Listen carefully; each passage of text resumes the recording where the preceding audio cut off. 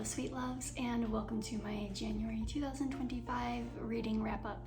I am so unbelievably excited to say that I read 7 books this month. That is phenomenal for me. Generally, I can usually only do 1 or 2, and this month was so busy at work. I'm surprised I got through this many. I think this had a lot to do with deactivating my social media, aside from YouTube of course, and just focusing more energy into my creativity and into reading. I DNF'd 1 book, and I will share with you why I DNF'd it. And I'm really looking forward to February as well, because I'm part of at least 4 book clubs, and these are books that are generally out of my scope of what I read. So it'll be a really exciting month for February as well, but we'll focus on January first. So in January, I DNF'd Belittled Women by Amanda Sellet. This book was fine. It was a little bit fluffy for me, a little bit airy, full of like teenage angst against a mom, and that's just not really what I'm looking for in my reading journey. But a little bit about it for people who may be curious. It is based off of Little Women by Louisa May Alcott, but it's a more modern retelling. It is about a mother who is so obsessed with Little Women that she devotes her entire life to it, and she actually replicates it into her everyday life. To me, this screams mental illness, but who am I to judge? I am an anxiety millennial. So with that said, this woman who calls herself Marmee has 3 daughters, Jo, Meg, and Bethany. Yes, Beth-Ami. And she forces them to basically also take on this Little Women life. So from a young age, she forces them to reenact scenes for the community and to really just immerse themselves into this life of Little Women. And I got about halfway through, and it felt more like I was reading a reality TV show, and that's fine. It's just not for me. It's not how I want to spend my time reading. So if you do like something that's a little bit more cutesy, then I would recommend this book. As far as fiction went this month, I read 4 books, and that was over the course of 2 different series, and they were great. I'm so excited to share them with you. So I ended up reading book 2 and book 3 of the Belladonna series by Adalyn Grace. The second book is Foxglove. Look at this. God, I love it. And the third book is Wisteria. If you have not heard of this series and you love Bridgerton, you should read this. It is basically like a Bridgerton-esque kind of series, but it plays into the themes of life, death, fate, and everything in between. The characters in this books are incarnates of each of those themes, so life, death, fate, and how they all kind of weave together to create a story. So they're dark, but they're excellent. The other series that I ended up reading were very short, which was really nice because I could read them in an afternoon while I have some downtime at work. This book is the Fractured Fables series by Alix Harrow. I'm a huge fan of her work. I loved the Once and Future Witches. I love the 10,000 Doors of January, and so I managed to get my hands on these 2 books of the series. This series follows the main character, Zinnia Gray, who is diagnosed with a terminal illness at a very young age in life. So she's always known that she was gonna die around the time she turned 21. So she lived her life in a very fragile and protected way. Throughout the course of her illness, she becomes obsessed with folklore and decides to get a college degree in it. And when she approaches her 21st birthday, which is around the age she's supposed to die, her best friend throws her a Sleeping Beauty birthday party. And so while she's at this birthday party, she pricks her finger on a spindle just for funsies and ends up transported into another universe where she actually encounters like the Sleeping Beauty we think of in our storybooks. And she helps her overcome her curse and decides that she's actually going to spend the rest of her life traveling this multiverse to visit different Sleeping Beauties and rescue them from their situation. So that was book 1. And then book 2, she's like cruising around, she's done the Sleeping Beauty thing for a while, and she accidentally ends up into the realm of Snow White. And so she ends up meeting the evil queen, and they go on an adventure together.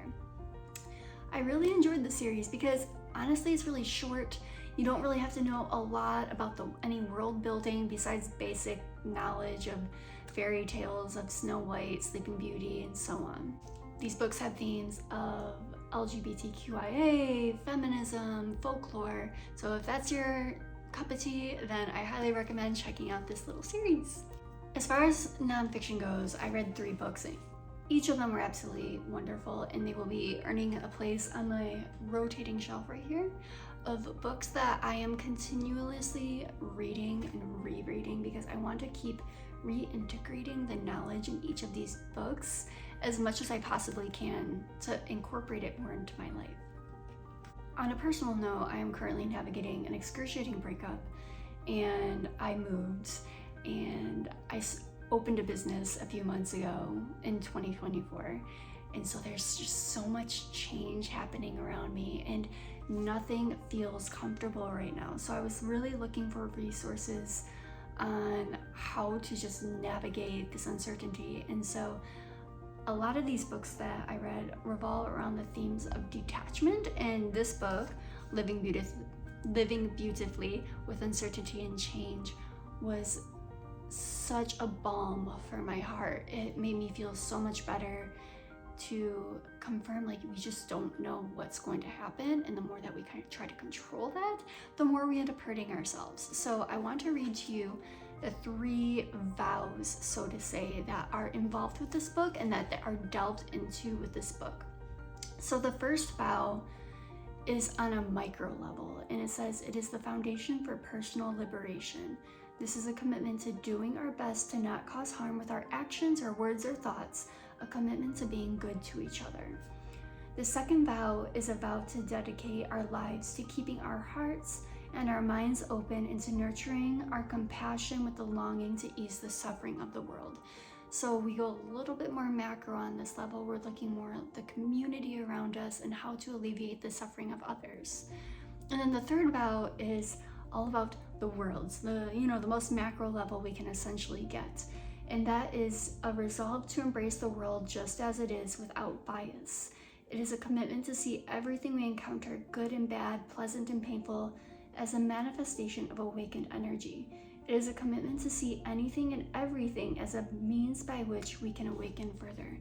And so in this book, it really helps teach us that no matter what's happening to us, whether it's on a personal, community, or a world level, there's always an opportunity to learn. There's always an opportunity for growth. The next book that I read was This Is Women's Work by Dominique Christina.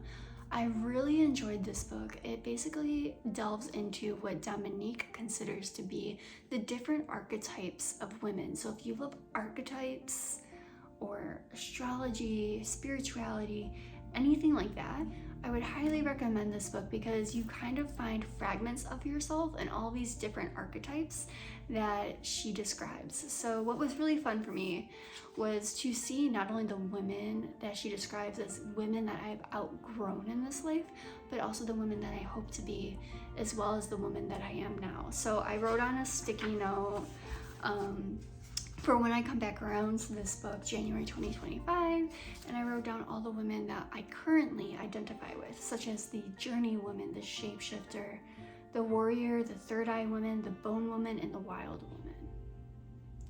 Each segment starts with a poem by Christina, and then it goes into the description of the archetype of that woman, the healthy expression of it, the shadow expression of it, as well as examples of this kind of women.